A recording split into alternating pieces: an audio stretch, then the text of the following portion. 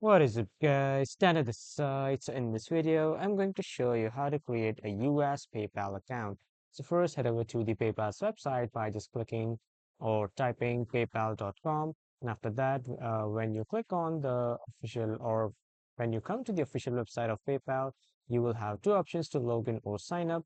But at the bottom, you will see the option to select your country.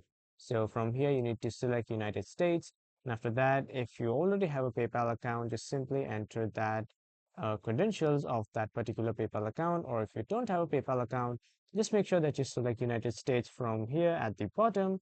And after that, you just simply click on sign up to create your new PayPal account. But as you can see, already have a PayPal account. So I'll just simply log in with it. And then this will create my new US PayPal account.